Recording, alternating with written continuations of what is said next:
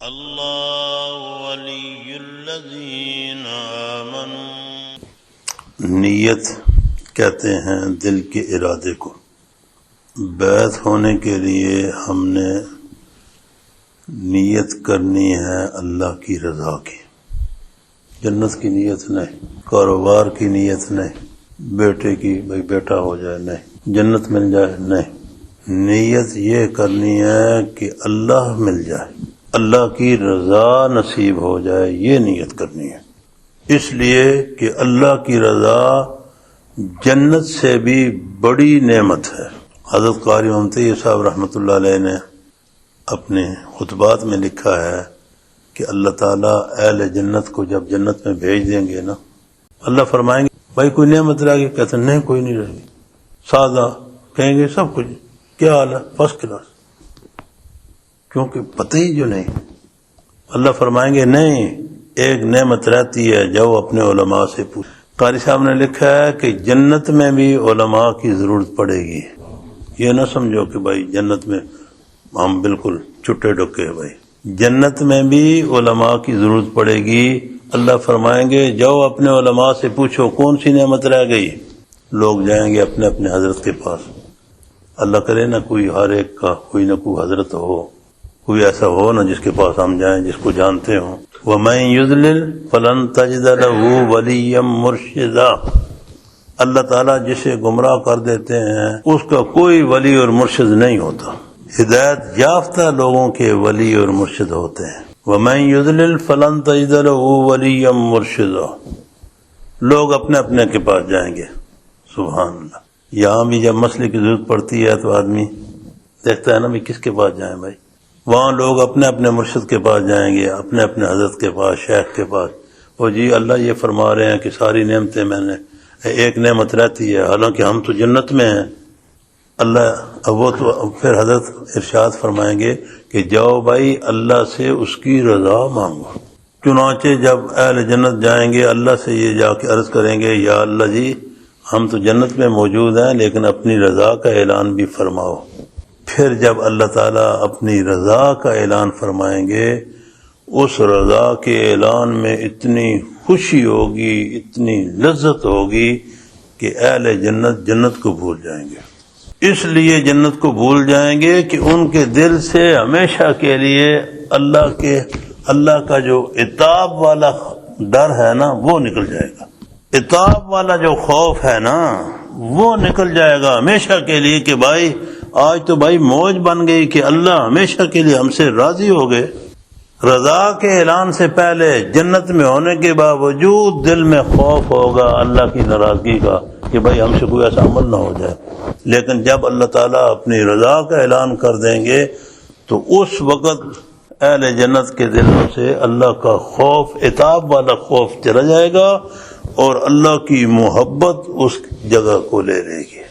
یعنی گویا کہ ہمیشہ کے لیے مایوسی ان کے دلوں سے اللہ تعالیٰ نکال دے گا رضا کے اعلان سے۔ اسی طرح اہل جہنم جب جہنم میں جائیں گے اور اللہ تعالیٰ اپنی ناراضگی کا اعلان کرے گا تو ناراضگی کے اعلان کا اتنا دکھ ہوگا کہ کفار ہمیشہ کے لیے مایوس ہو جائیں گے اللہ سے کہ بھائی اب تو جان چھوٹنی کوئی نہیں۔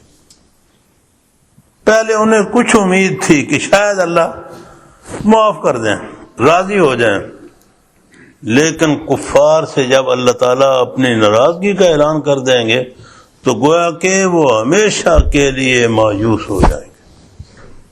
تو بھائی نیت یہ کرنی ہے کہ ہم اللہ کی رضا کے لیے بیعت ہو رہے ہیں کہ اللہ ہم سے راضی ہو جائے۔ راضی ہو گئے تو ہر چیز سمجھو مل گئی۔ اللہ کی رضا کے لیے، نبی اکرم صلی اللہ علیہ وسلم کی اتباع کے لیے اور اپنی اصلاح کے لیے، یہ تین چیزیں نیت میں شامل کرنی ہیں۔ اللہ کی رضا، نبی اکرم صلی اللہ علیہ وسلم کی اتباع اور اپنی اصلاح۔ اصلاح کس کی؟ عقیدے کی اصلاح ہو جائے۔ عقیدہ ضروری، بنیادی چیز۔ توحید کے انداز کا عقیدہ، رسالت کا اپنا ایک انداز ہے وہ عقیدہ، اسی طرح یعنی عقیدے کی اصلاح ہو جائے، اعمال کی اصلاح ہو جائے، جو ہم عمل کرتے ہیں تاکہ سنت کے عین مطابق ہو جائے، یعنی ایک شوق پیدا ہو جائے، عقیدہ بنانے کا شوق پیدا ہو جائے، اعمال کی درستگی کا شوق پیدا ہو جائے، کہ انسان کے اندر سیکھنے کا شوق پیدا ہو جائے کہ بھائی مجھے نماز کس طرح پڑھنی ہے، کسی عالم سے آدمی یہ سیکھے، کسی متبع سنت شیخ کو آدمی دیکھے کہ بھائی مجھے نماز کس طرح پڑھنی ہے۔ حضرت ابا جی رحمۃ اللہ علیہ فرماتے ہیں کہ مجھے جب پہلی دفعہ حضور صلی اللہ علیہ وسلم کی زیارت ہوئی تو آپ صلی اللہ علیہ وسلم خانہ کعبہ کے اندر تھے، میں بھی خانہ کعبہ کے اندر تھا۔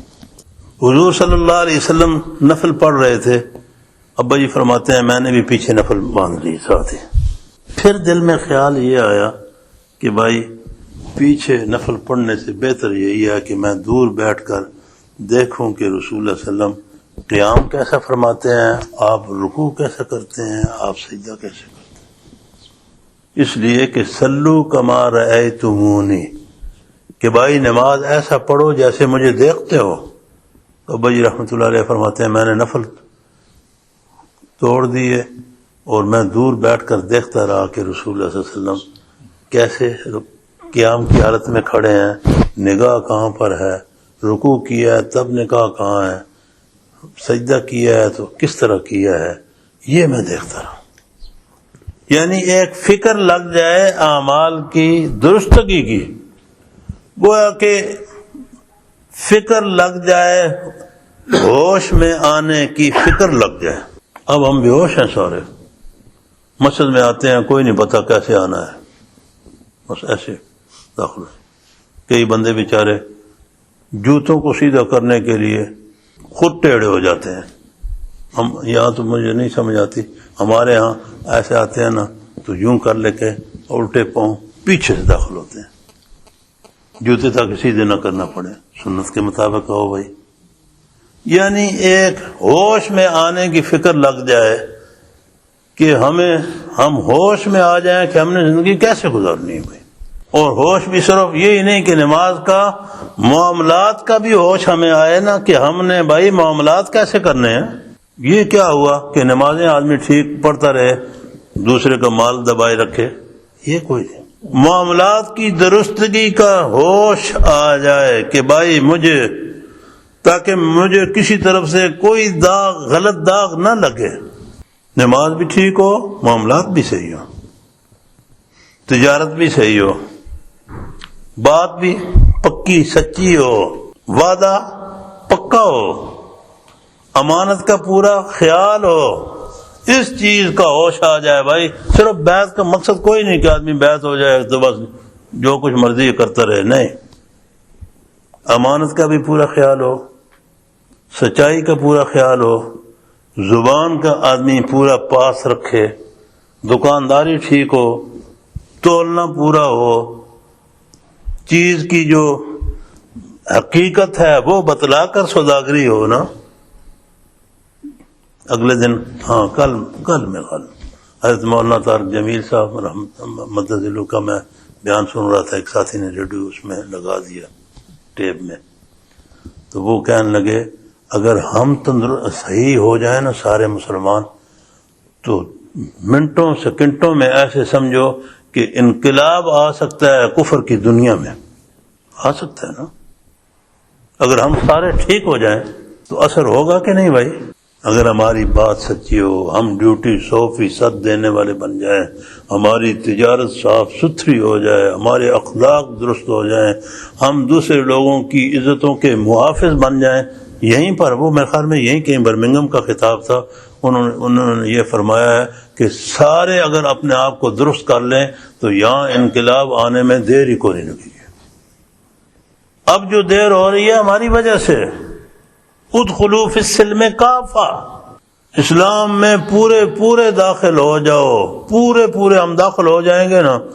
یہ سارے انسان اللہ کے بندے ہیں، رسول اللہ کی امت ہے، ہم نے ان کو امت دعوت سے امت دعوت تو یہ ہے نا، امت اجابت ہم نے بنانا ہے اپنے کردار سے، ہم نے اپنے کردار سے ان کو امت دعوت بنانا ہے۔ امت دعوت تو ہے، امت اجابت ہم نے اپنے کردار سے ان کو بنانا ہے۔ تو بھائی اعمال کی درستگی آ جائے، اخلاق کی درستگی آ جائے.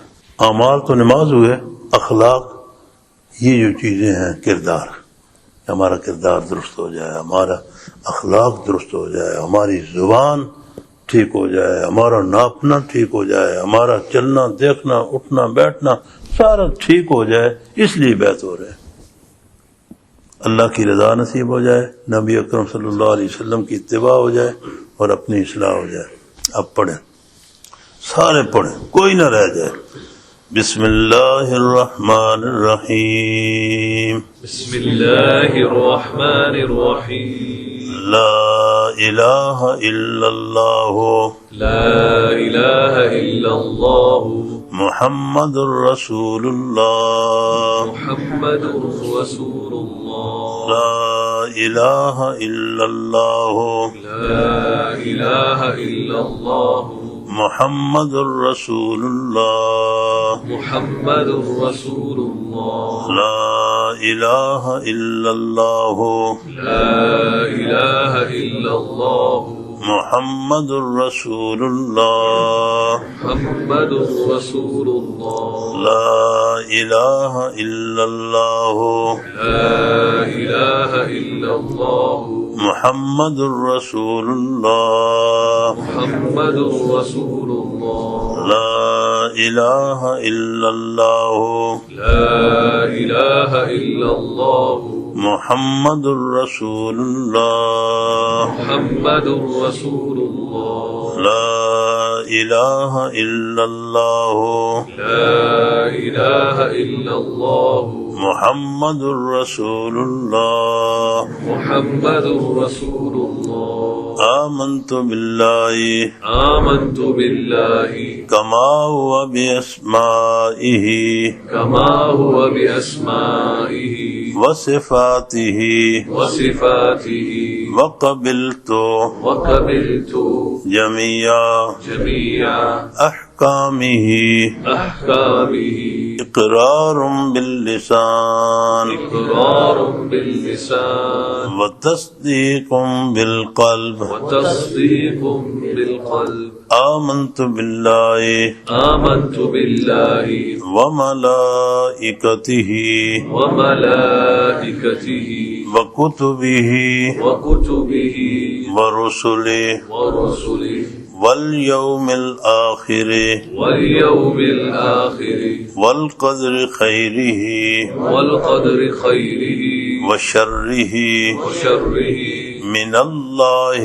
من الله تعالى تعالى والبعث والبعث بعد الموت. بعد الموت. أستغفر الله أستغفر الله تعالى تعالى ربي ربي من كل ذنب من كل ذنب وأتوب وأتوب إليه. إليه. أستغفر الله أستغفر الله تعالى تعالى ربي ربي من كل ذنب من كل ذنب وأتوب وأتوب إليه. إليه. أستغفر الله أستغفر الله تعالى تعالى ربي ربي من كل ذنب من كل ذنب وأتوب وأتوب إليه. إليه. وصلى الله وصلى الله تعالى تعالى على خير خلقه على خير خلقه سيدنا سيدنا ومولانا ومولانا محمد محمد وعلى آله وعلى آله وأصحابه وأصحابه أجمعين أجمعين برحمتك برحمتك يا أرحم الراحمين. يا أرحم الراحمين. آپ لوگ سلسلہ نقش بندیہ میں داخل ہوئے اور یہ سلسلہ نقش بندیہ وہ سلسلہ ہے جسے دور اول میں سلسلہ صدیقیہ بھی کہا جاتا تھا. یہ حضرت بکر صدیق رضی اللہ تعالیٰ عنہ کے واسطے سے حضور صلی اللہ علیہ وسلم تک جاتا ہے. باقی سلسلے حضرت علی رضی اللہ تعالیٰ عنہ کے واسطے سے، یہ سلسلہ حضرت ابوبکر صدیق کے واسطے سے. اور حضرت ابوبکر صدیق رضی اللہ تعالیٰ عنہ وہ جلیل القدر ہستی اور صحابی ہیں کہ جن پر پوری امت کے علماء کا اس بات پر اتفاق ہے کہ اللہ کے نبیوں کے بعد اللہ کی مخلوق میں سب سے اونچا مقام اور مرتبہ حضرت بکر صدیق کا. افضل الخلائق بعد الانبیاء بالتحقیق ابی بکر الصدیق. حضرت ابوبکر صدیق رضی اللہ تعالیٰ عنہ کے اتنے احسانات ہیں اس امت پر. یہ نہیں ہم کہتے کہ حضور پر، نہیں، حضور پر کیا احسان، جتنے بھی احسانات ہیں تو امت کی وجہ سے، امت پر احسانات ہیں اتنے کہ حضور فرماتے ہیں کہ ان کے اتنے احسانات ہیں کہ اللہ ہی ان احسانات کا بدلہ دے گا. دنیا کی ساری نعمتیں تو حضور کے لیے تھیں، ہر چیز، لیکن حضرت بکر صدیق رضی اللہ تعالیٰ عنہ کے احسانات ہیں اس امت پر. حضور نے، انہوں نے جو کچھ دیا ہے کہ حضور نے جیب میں ڈالا ہے، نہیں، امت میں تقسیم فرمایا. تو امت پر احسانات ہیں ان کے. حضور فرماتے ہیں کہ ان کے احسانات کا بدلہ اللہ ہی دے سکتا ہے، میں نہیں دے سکتا، امت نہیں دے سکتی. پھر حضور صلی اللہ علیہ وسلم کو جتنے بھی علوم عطا ہوئے ہیں، جو کچھ اللہ کی طرف سے آپ کو ایک خیر کا ایک منبع بنایا گیا ہے، آپ کے سینے اطہر کو، حضور فرماتے ہیں کہ جو کچھ اللہ نے میرے سینے میں ڈالا میں نے ابو بکر کے سینے میں ڈال دیا. ما سب اللہ فی صدری، جو کچھ اللہ تعالیٰ نے میرے سینے میں ڈالا ہے، سببت فی صدر ابی بکر، میں نے ابو بکر کے وہ سینے میں ڈال دیا. اب یہ ساری جو فضائل ہیں، ان فضائل میں اور کوئی شریک نہیں. حضرت علی کے فضائل اپنی جگہ پر ہیں، لیکن یہ جو فضائل ہیں ان میں ان فضائل کا یکا اور تنہا مصداق حضرت ابوبکر صدیق ہے. باقی صحابہ کے اپنے اپنے لائن میں اپنے اپنے شانیں ہیں، لیکن اس لائن میں اس شان کے لائق ابوبکر صدیق ہی ہے. یہ رتبہ بلند ملا جس کو مل گیا. تو یہ بھائی سلسلہ نقشبندیہ، صدیقیہ، مجددیہ. پہلے صدیقیہ کہتے تھے، پھر یہ نقشبندیہ بنا، پھر مجددیہ بنا. نقشبندیہ حضرت خواجہ بہاءالحق نقشبند بخاری رحمۃ اللہ، حضرت خواجہ بہاءالحق نقشبند بخاری رحمۃ اللہ علیہ کے دور میں اسے نقشبندیہ کہا جاتا ہے کہ یہ دل پر توجہ دیتے ہیں اور اللہ کے نام کو دل پر نقش کرتے ہیں. نقش کا مطلب یہ ہوتا ہے کہ انسان کے دل میں اللہ ہی اللہ ہو، اللہ ہی کا ڈیرا ہو، اللہ ہی کا بسیرا ہو. اب جس طرح دیکھو نا کہ کئی لوگ کاروباری ہیں نا، ان کے دل میں کاروبار کا نقش ہے نا. عید کا دن بھی ان کو گھر میں نہیں گزارنا مشکل ہوتا، کہتے ہیں دکان کھولو. دل میں کاروبار کا نقش ہے، بچوں کا نقش ہے، بیوی کا نقش ہے، دوست احباب کا نقش ہے. ہوتا ہے نا دوستوں، دوست کتنے پیارے ہوتے ہیں. باپ سو منع کرتا رہے بھائی اس سے دوستی نہیں رکھو، تو بیٹا باز آ جاتا ہے.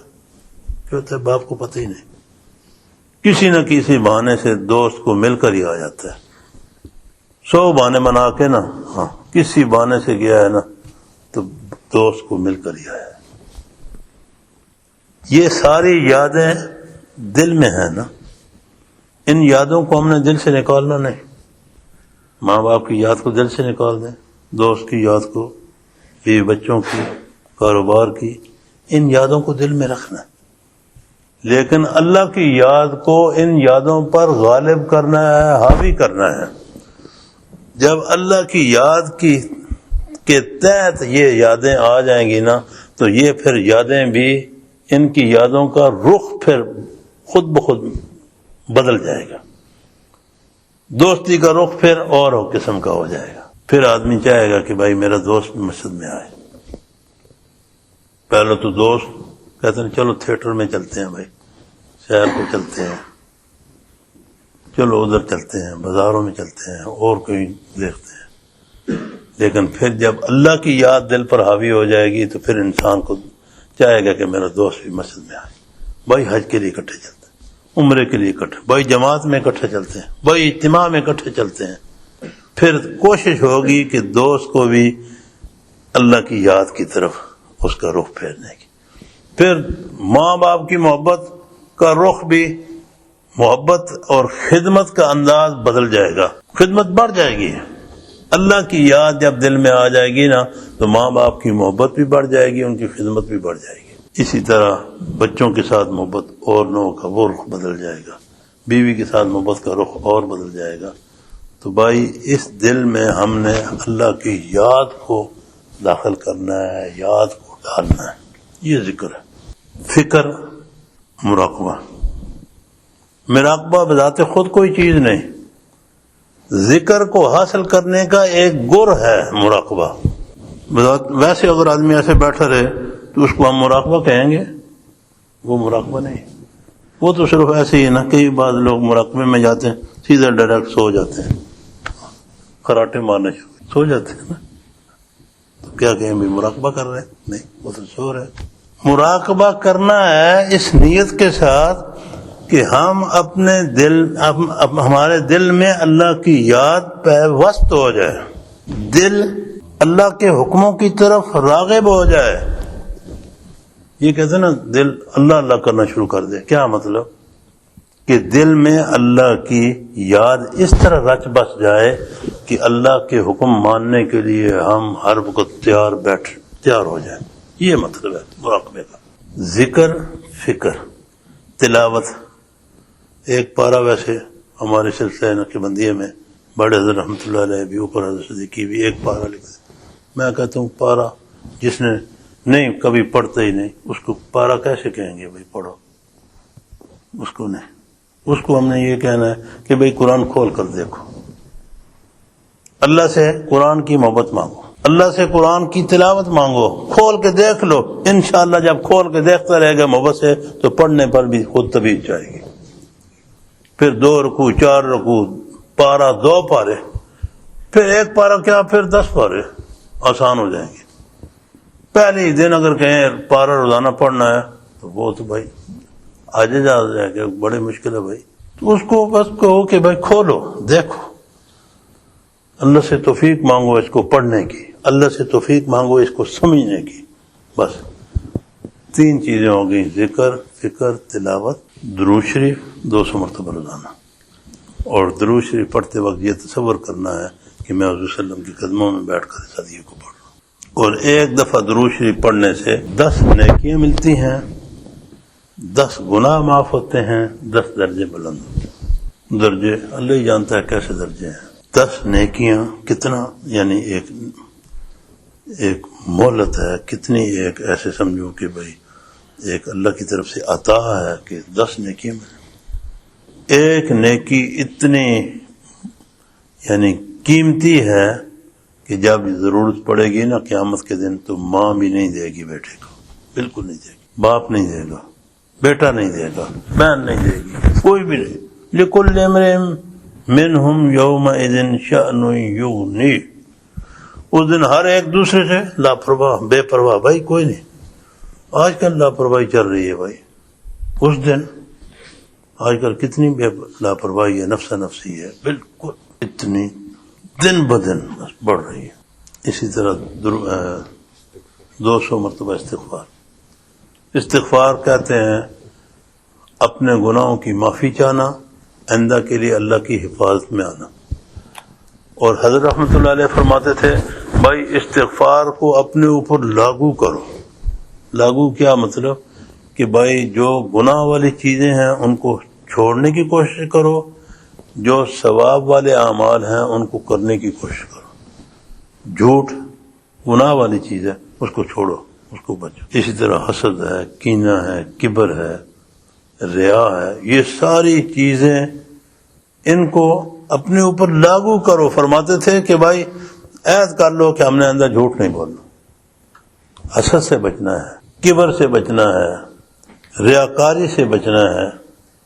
اور حدیث پاک میں آتا ہے کہ سچے دل سے جو آدمی توبہ طیب ہو جاتا ہے اللہ تعالیٰ اس کو ایسا پاک صاف فرما دیتے ہیں جیسے آج ہی وہ دنیا میں آیا۔